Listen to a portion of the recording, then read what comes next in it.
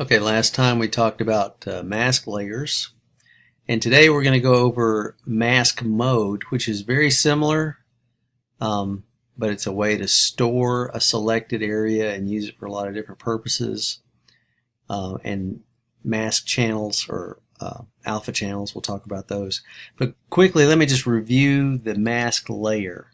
I've got a photo of this happy camper right here. And if I wanted to separate him from the background, I'd have some work to do.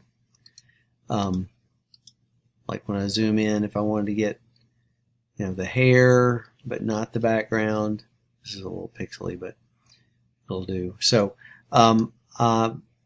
last time we were combining two photos, but this time I'm going to show you how to just select a part out of a photo, and it's really the same process. I've got this layer here. And I go down here and add a mask layer in the layers palette, add a mask, there it is. If I were to paint with black, he'd disappear. Black conceals. You notice when I add the mask layer on, the colors go to black and white. So if I want to just get him, I would paint the background and leave him. Okay, that's kind of going to take a long time if I do that. So the first thing I'll do is I'll start with the quick selection tool, and I'll get as much of him as I can that way. And just for time's sake, I'm going to work on the head part and maybe not the rest. Okay, so then I'll maybe shrink the icon there and do Option and delete some stuff here. Okay.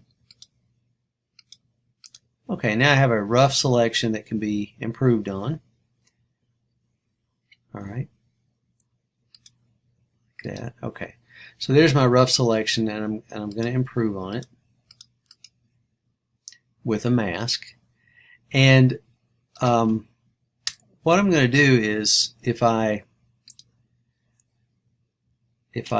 make sure that the background is black, like if I click and I have the foreground white, the background black, then I get the four-headed arrow, the move tool, and then if I hit delete, he disappears, okay, because I'm deleting it to black, the background. So if I switch those and then delete, nothing happens. So if I, let's see, Shift Command I, delete. Okay, if I get a black background and then delete the inverse, I've got just him. Okay, so notice, okay, so I had to select the background. So I got his head, I selected the inverse and switched the colors to where black was in the background and then hit delete. But notice I haven't damaged the photo, because if I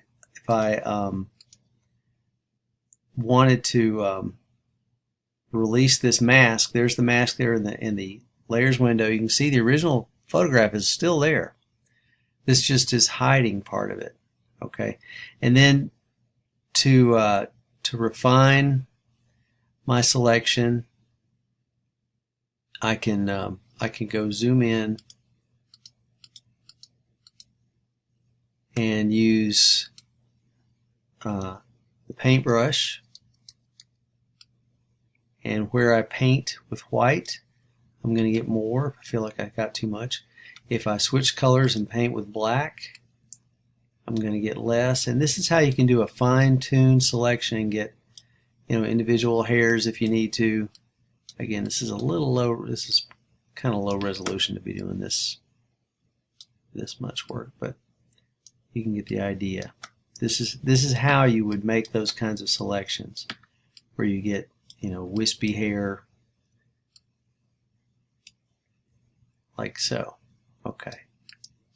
All right, so you can spend a lot of time and get a really good job on that. So that's how you can use mask layers to make a selection. There's another way. It's an older way, but it's still useful, and it's called mask mode. So I'm going to go back, and I'm actually going to get rid of this. I'm going to click on the the layer mask, and I'm going to hit the trash can, and now the layer mask is gone. It's no longer a layer mask layer. Instead, I'm going to click on this little icon here at the bottom underneath the color chips, and that's to go into mask mode. If I click on that, you'll notice the part that's not selected turns red, and the part that was selected stays clear. And I can do the same thing now. I can go in, and the same principle applies. If I paint with white, I can reveal, and then if I switch the colors and paint with black, I can conceal. And the nice thing about mask mode that still makes it pretty useful is I can see back there. I can see the rest of it. This little red area covers up the background, but I can still see it. So I can see the parts that I'm missing. And so it's very useful. So you can use the brush tool, you can use the eraser tool. You could even still use the lassos. Like you could just select an area like this,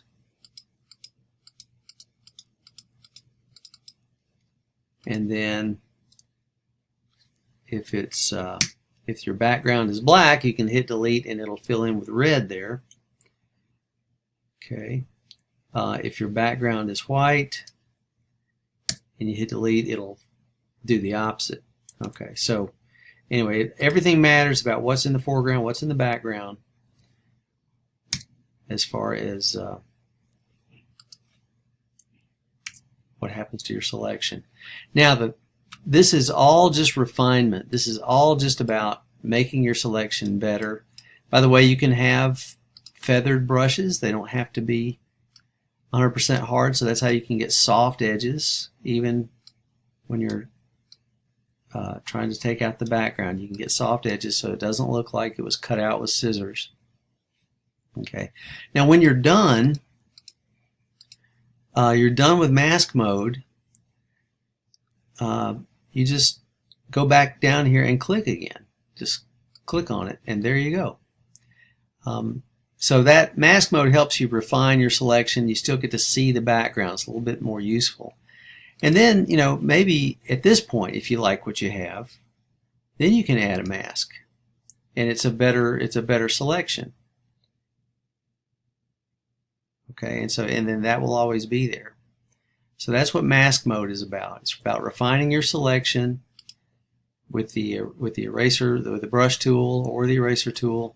Using any of these tools, you could use any of those to affect your selection. So you can make your selection as refined as you want it to be. It just takes a lot of work. Okay. Then one last thing. I'm going to get out of here. I've made a selection, and maybe I'm not ready to do anything with it, and I want to use it for another day. In fact, let me go to a different photo and show you an example of what I did. I've got a photo of my daughter here, and I was going to use her as a part of a poster. I just wanted her silhouette, so I worked, on getting her silhouette, and I took some time and I went in. Let's see. Let me get rid of that. Okay, and then I went into mask mode and I zoomed in. And this is kind of low resolution, but I worked on getting some strands. You don't have to get every strand, but just a few strands of hair to make it look more natural,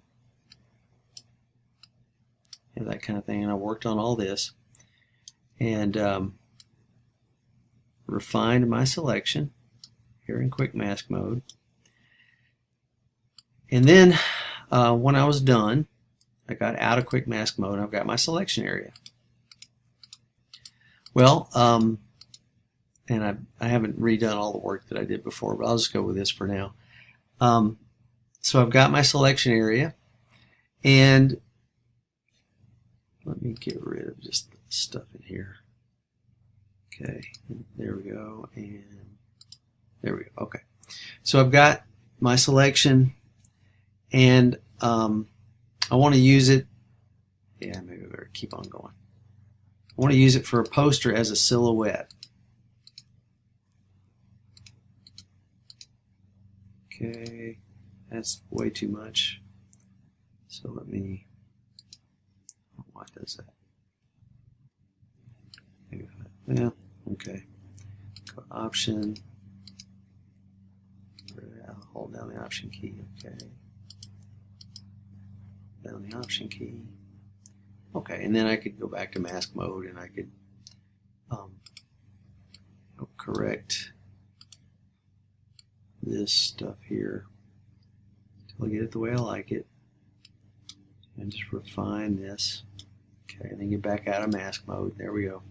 So I have my selection, and if I don't want to destroy, again, this is all about non-destructive editing.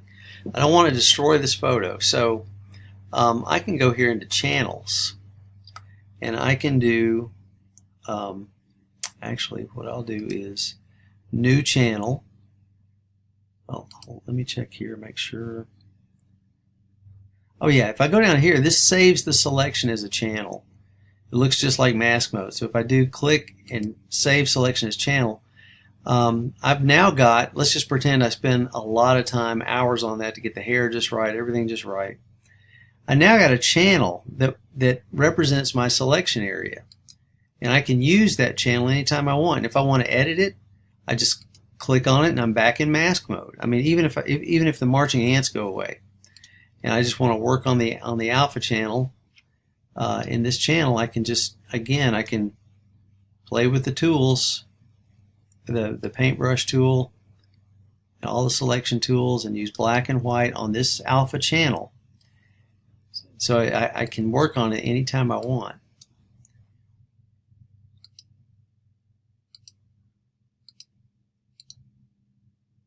Now, if I'm ready for this to be a selection, I can load channel as a selection. The channel's not gone, but for instance, I can hide.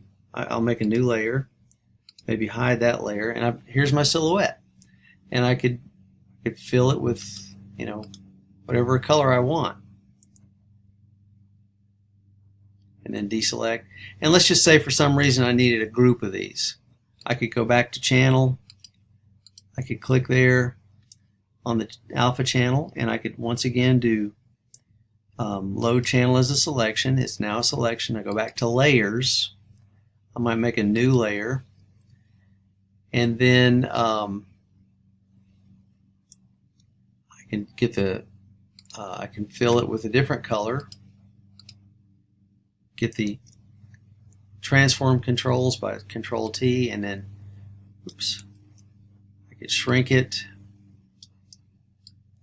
move it here, hit return, and I can redo this over and over. I can get a room full of these silhouettes, tons of them. So that's one of the benefits of a channel, is it's reusable and it's stored in the file.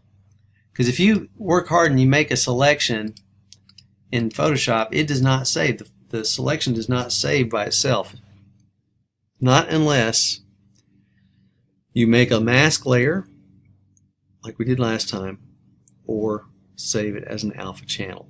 Okay, so that's how those are useful. You can see here, this is how I used her silhouette. This is actually, I brought it into Illustrator and made the silhouette sharp and clear in there. Okay, so that's just some of the ways that alpha channels and mask mode can be used.